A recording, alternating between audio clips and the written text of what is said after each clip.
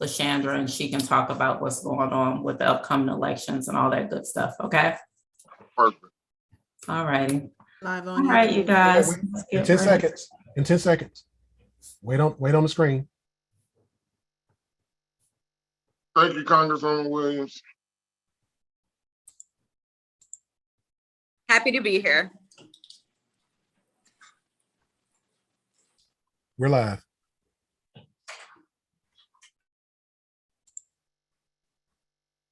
Good evening. Welcome to another opportunity where we from District 5 get to share our spring district dialogues, our town hall that we do quarterly throughout the year. Tonight we have some good information coming your way, but we do want to let you know that you can stay in contact with our office, www.fultoncommission5.com, so that you'll know when we have other activities and other town halls coming up. At this time, we're going to have the wonderful, the most saluted commissioner in Fulton County, Commissioner Marvin Arrington Jr. Say hello to the people, Commissioner. Thank you, Dorsha. Thank you, everyone, for joining us tonight. My name is Marvin Arrington, Fulton County Commissioner for District 5. Glad that you all could join us for this town hall meeting. Very excited to have you. We've got some great information and some great guests for you. So we hope that you will enjoy this session. Got to give a big shout out to Congresswoman Nakima Williams for joining us today. So let's give her a big shout out. And in fact, I will just actually go ahead and let you take it from there, Congresswoman Williams, and let us know, give us a congressional update. I know we're thankful that you guys did $354 million in mortgage assistance for the state of Georgia. So tell us what else is going on in your world. Hello, Commissioner Arrington, and thank you so much for having me this evening. And y'all, I just have to let you know that I spend a lot of time on social media trying to stay abreast to what's going on and keeping my pulse to the ground. And Commissioner Arrington, I've been watching your district dialogues, and I reached out to him and I was like, I got to be a part of this. Let me in, put me in, coach. How do I be a part of this to make sure that we are getting information back to the people? That's why I'm in Congress, to serve the people. And it's all about information sharing and access. So I want to just thank you for being so accessible and having this platform so that constituents can stay engaged and informed first and foremost.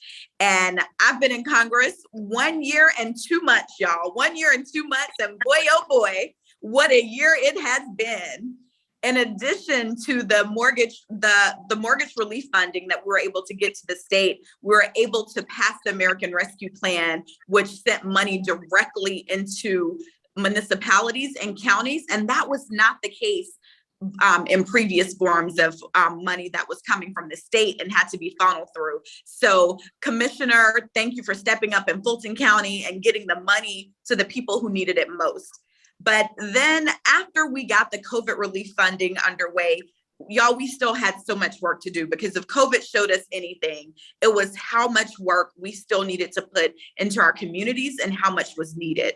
And we're still, this whole administration, the Biden administration, if you've listened to them, everything has been focused on equity. And that is music to my ears, because that is something that we all need to be focused on, and that is equity. I sat yesterday in the Senate Judiciary Committee hearing, and y'all, I watched the testimony of who will be the first Black woman justice on the Supreme Court. And I don't know about y'all, but it gave me chills. And then today I got a little upset because I heard some of the questions, but we're gonna let that slide, because we know that she is more than qualified and is going to represent us to bring a different lens to the bench. And Commissioner, you know, as an attorney yourself and defending people who everybody deserves a right to defense, that's what they're holding against her, because she was once making sure that people who didn't have access to an attorney had access. Yes. So I'm excited about that step. And it was one other way that President Biden kept his promise and recognizing the Black women who put him in office. And so that was a big part of what we have done over the past couple of months with the Congressional Black Caucus. And that was making sure that we kept everything in line and getting us to where we need to be to get her across the finish line. But also just last week in Congress, we passed the Crown Act. The Crown Act in the House of Representatives. I see some people on tonight with their faux locks or their braids or their silk press like me today. And what this law is, it says that you cannot be discriminated against because of how you wear your hair to work if it is based on a style that is traditionally associated with a race. And so we have all seen the media reports of Black students being sent home or being told that they have to cut their dreadlocks in order to participate on a sports team or to be in compliance with the school dress code. And that shouldn't happen. I like to wear my braids in the summertime. I'm not trying to sit under the dryer and get the silk press. And when I wear my braids, y'all, that is professional hair too. And so I stood on the House of Representatives floor to speak up for that, to make sure that we got that passed. And now it goes to the Senate. And I also know that voting rights are always at the forefront of our district here in Atlanta, the fighting 5th Congressional District. So we have an obligation to continue the legacy of so many people that opened the doors for us. And we can't do that without fighting for voting rights. So the House, again, has done our part, and we got to keep the pressure on the United States Senate, y'all, because there are so many bills that are waiting for the Senate to get passed, like Build Back Better, which would bring affordable childcare to our communities, which would bring more funding, Commissioner Arrington, for affordable housing, more money to our local governments, making sure that we can continuously fund our HBCUs. I'm a 3rd generation HBCU alum. I'm sitting on Spelman College's campus right now because I have an event on Spelman's campus starting at 7 p.m. and didn't want to miss this town hall tonight. So I am doing this live from Spelman College, but we got to get our HBCUs the funding that they need and deserve. So while we have done a lot in the 1 year that I've been in office, there is still more work to be done. And the Speaker Pelosi posted a picture of me during Black History Month. And she said, she used the tagline, "Watch me work." And y'all, that's exactly what I want you to do. I want you to watch me work as I continue to serve you here in the United States Congress, because there's a lot of work that we've done, but there's more work to do. And I am proud to be your voice serving in the United States Congress. Wow, thank you so much, Congresswoman Williams. We are so proud to have you there and in place and working on our behalf. So glad that you were able to be there for the hearings yesterday, and just thankful that you are keeping up the good fight, right? And getting into good trouble. Thank you, thank you. And All Commissioner Arrington, if there is ever anything that you need from my office, you know how to find me. We are serving the same constituents, and people don't care if it is something on the county level or the federal level. What they want is service. And I know that we have 2 people elected to office here who are committed to service. So thank you for everything that you continue to do. No problem. You're right. They just want the job done. They don't care. Exactly. Well, thank you again so much. Thank you for joining us. Thank you for everything that you do and your service in Congress. We appreciate you. We know you have another appointment, so we're happy. You can feel free to stay or leave at your pleasure. I'm going to listen in for a little while until I have to move over to the next room for my remarks here on Spelman's campus. Sounds great. Thank you so much. All right, up next, we have Miss LaShondra Little from Registrations and Elections to give an update. I want to steal a little bit of her thunder, but the election is coming up on May 24th, and early voting, I believe, starts on May 2nd. LaShondra, take it from there, please. Thank you for having me tonight for this district dialogue. And as you are actually my commissioner, so it's great to be on this session with you. I just want to give a few updates for our upcoming May election. So I did a brief presentation. Let me know, is it showing? Yes. It is showing? It is showing. Okay, because I can't see it, so, okay. So I serve as the Voter Education and Outreach Manager for the Department of Registration and Elections. And what we do is educate everyone across the county in a nonpartisan manner about the upcoming elections. And we stretch across all 538 miles of Fulton County. To give you a brief update on redistricting, every 10 years after the US Census, we're required to update our districts based on the population changes. And so redistricting has occurred and will change several levels of government. And so US House of Representatives will change, Georgia House of Representatives, your Georgia Senate, Fulton County Board of Commissioners, and your Fulton County Board of Education. Changes will take effect for the purpose of the upcoming elections that is taking place on May 24th. And all district boundaries will take effect starting January 23rd. I have the link below of where the maps are posted on the Fulton County website. And so once all of the updates are in, that page will actually be updated as well.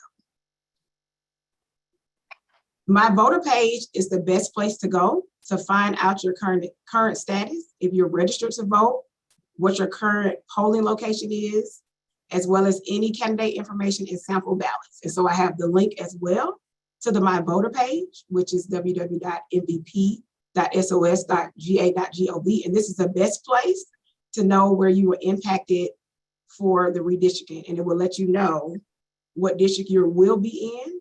And so some of you might have been in a different district when we had to do this race previously, but now you might be in a new one. And so this is the best place to find out what your actual district is.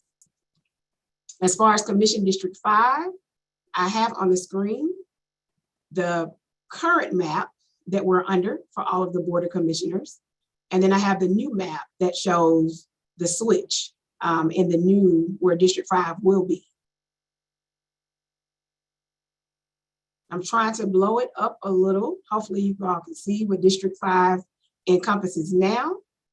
And it has the precincts showing South Fulton, East Point, College Park, Union City, Fairburn, Palmetto, and Chattahoochee Hills. This information, from my understanding, talking with our registration staff, the Secretary of State should have all of this updated by Friday to show on your MVP page. So when you log in to your MVP page to the Secretary of State website, you should be able to know if your new precinct. So if you're living in those cities that I mentioned earlier, you should be able to log in and you should see now you will be a part of the Commission District 5. Just a few resources and important dates. The voter registration cutoff for the May 24th election is April 25th. Advanced in-person voting begins May 2nd and it goes through May 20th. And that it does include Saturdays and Sundays, and that is 9 a.m. to 6 p.m. every day. We are currently accepting applications for absentee by mail for the May election. The last day to submit your absentee ballot is May 20th. And election day again is May 24th from 7 a.m. to 7 p.m. If there is a runoff from the May 24th election, that runoff will be on June 21st. And after the June 21st, all of those who would have won those primary races will then move on to the general election, which will take place on November 8th. The voter registration deadline for the November 8th election is actually October 11th, 2022. And if there is a runoff from the November election, that runoff will take place on December 6th. If you have any questions and would like for us to host events, do voting demonstrations, anything dealing with the election process, we'll be happy to do that, as well as poll worker recruitment fairs. So you can contact us at VEO@FultonCountyGA.gov or call our main line, 404-612-7020. And you can always go to FultonElections.com for all of your updates. And that is my brief presentation on the May 24th primary, Commissioner. All right, thank you so much. I just wanted to make, that was an absolutely great presentation. The new districts will take place or do not go into effect until January 1. So I will have to continue to serve the current District 5 until December. And then if I'm fortunate enough to be elected as the new District 5 commissioner, or whoever the new District 5 commissioner is, that person will serve a new district starting January 1st. Well, we've got some great things going. The election is good. Did we ever get Ms. Brooks' technological stuff worked out? Jessica Corbett is going to give the presentation for us. Oh, okay, awesome. So up next, we're gonna ask Jessica Corbett to do a brief update on tax exemptions. We certainly want everyone to pay their fair share of taxes, but no more. And if you are entitled to a senior exemption or a homestead exemption, we want to make sure that you apply for that by April 1st so that it can be applied to your tax bill. Jessica? Thank you so much, Commissioner. I would say help me out so I don't get it wrong. I'm going to do my best. And actually, it's great to see you and everyone here. Actually, when Congresswoman Williams was still our state representative, I remember going on the roadshow with her and talking about homestead exemptions. So everything old is new again. I'm just gonna quickly go through this. We have a few slides that we'll share. Give me 1 second, and hopefully you guys can see this correctly. But homestead exemptions and property assessments are related issues. A property assessment is an annual notice of property value that is that just tells you basically how much your property is worth. And can you all see my screen? You cannot. Okay, give me one. Let me pull up again. Yes. So a property assessment is an annual notice that is required by law that tells every property owner, whether it's their home or a commercial value, how much that property is valued at for the purposes of calculating property taxes. And what's important for property owners to know is you can appeal your assessment, but you cannot appeal your tax bill. And the purpose of the assessment is to tell you what is the fair market value of the piece of property you own. Would a reasonable person pay this amount for this piece of property?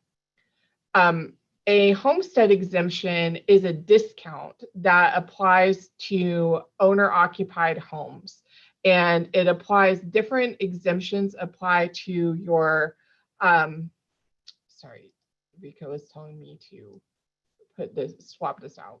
Hopefully, I did that better. Different homestead exemptions apply to the county portion of your property tax bill, the city portion, and the school portion. And there are special exemptions for seniors and for individuals who may have full disability or people who are the survivors of, for example, law enforcement or military members who are lost in the line of duty.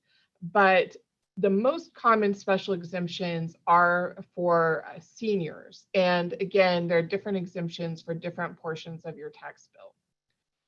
Seniors in Fulton County do have an opportunity to apply for a special exemption for everyone who is 65 and older that applies to your to the county portion of your property tax. And so to ask yourself, do I qualify for a homestead exemption?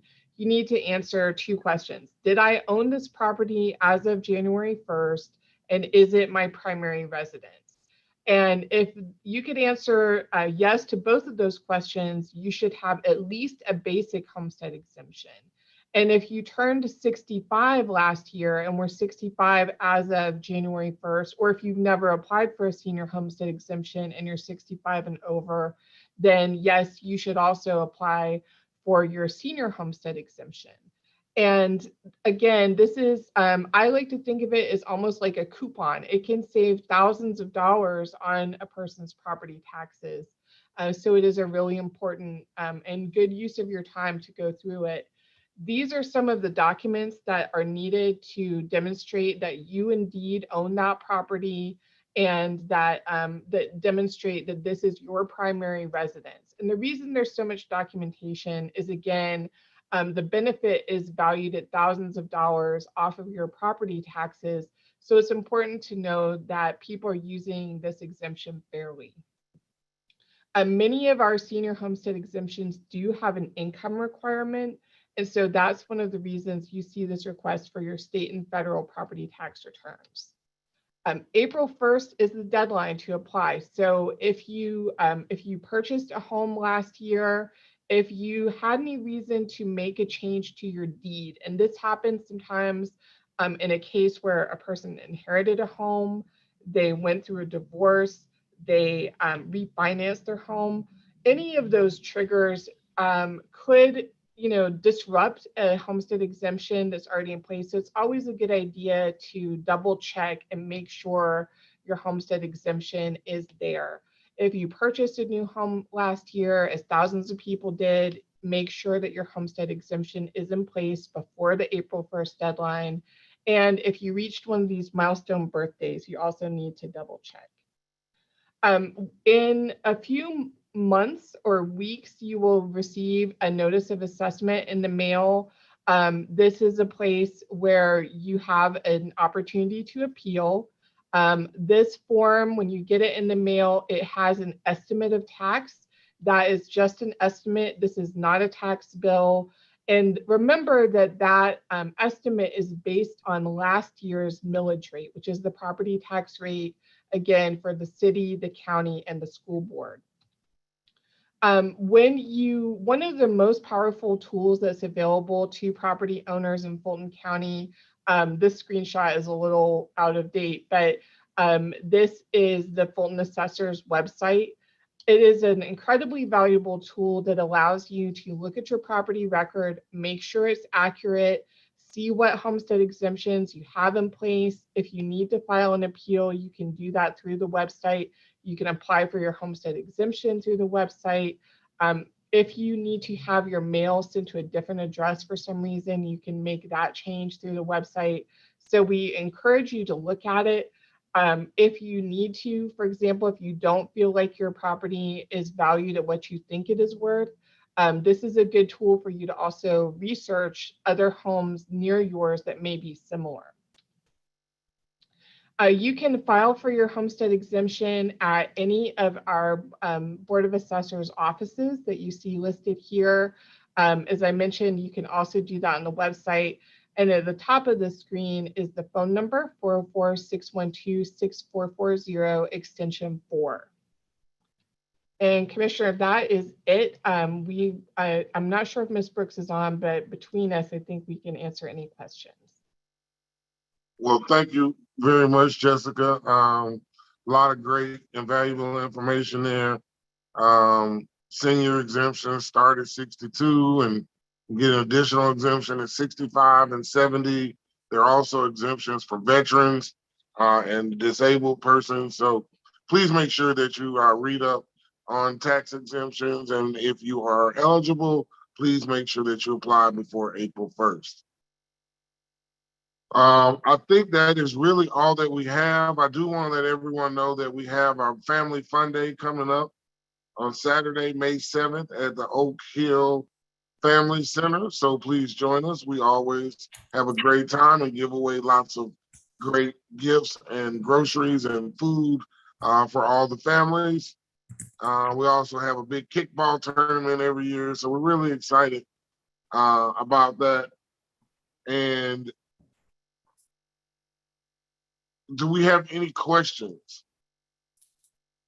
And that came Commissioner, in via email? Commissioner, I was just going to say that if there are any questions from the community, if they could put those in the chat, we will ask someone to read those for you. Perfect. So if anyone has any questions from the public, please feel free to submit them via the chat function so that we can respond appropriately and keep track of those questions.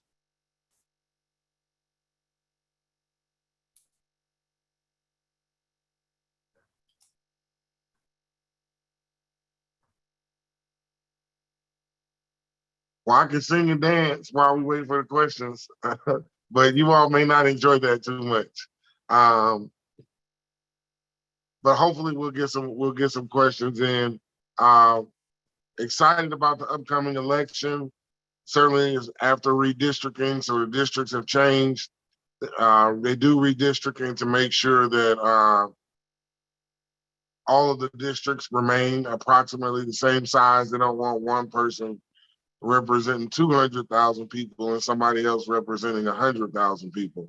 So they do that in order to make sure that the districts are the same size, and every 10 years after the census. Certainly we want to thank Congresswoman Nakima Williams for stopping by, and I see we just had a question coming in. Is there a training place for poll workers?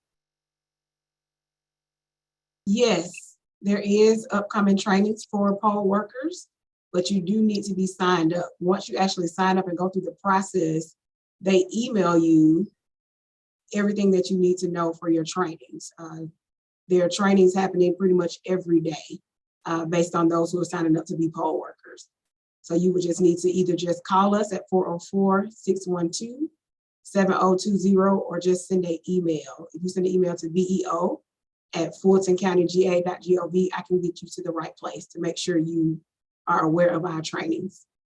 Can you drop it in the chat for us? Yes. Thank you. And LaShondra, how much is to pay for the poll workers? For election day, poll managers receive $275. Assistant managers receive $200. Our clerks are the ones who actually check you in and give you your poll card, as well as our line monitors. They receive $175. And then our technicians receive $245. That's for election day. Advanced voting has different rates, as those are hourly rates that go through the temporary agency. Okay. Is that money taxed? Which money? Any of it for the poll workers? Yes. Okay, just wondering.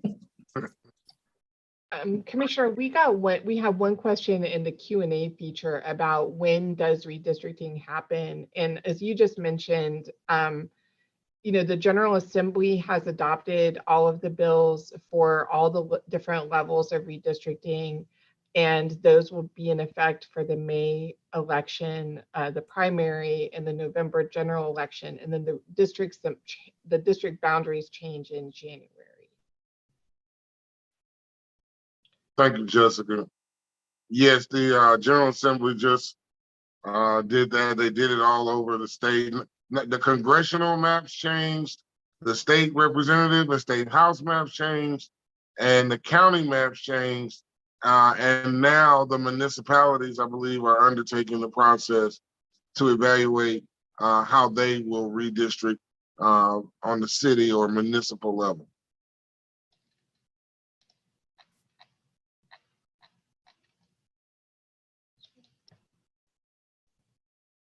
All right, we'll see if we have any more questions going once. So, Commissioner, Yes, while we're here, can you share a little bit about the criminal justice reform panel that you were on last night? Yes, the city of South Fulton, I think, is considering some legislation today. I think they already have something that decriminalizes arrests for marijuana, and they are reconsidering today whether I think even allowing a larger amount. I think that it's fair to not arrest people for small amounts of marijuana. I think we have the biggest hypocrisy in the history of the world is that we have certain people, certain white people making billions of dollars off of marijuana, and we've got thousands of young Black men doing billions of years in jail for selling marijuana. And so in my mind, that's the biggest hypocrisy in the history of the world, and we've got to do something to stop it. All right, why don't you say how you really feel? I mean, it makes no sense. It just absolutely makes no sense. And it doesn't allow for equal protection under the laws. 14th Amendment is supposed to give us equal protection under the laws, and it simply does not. Okay, well, you heard it right here live. Spring District Dialogues, Commissioner Marvin Arrington Jr. So anyway, well, thank you all for coming out this evening. Please stay connected with us through our social media, Instagram, Facebook, and also we look forward to seeing you at our Family Fun Day, the first Saturday. It'll be our last one at Oak Hill because that will no longer be in our district, but we look forward to seeing you there. Commissioner, you want to take us out with some Barry White? Thank you, everyone. God bless. Good night.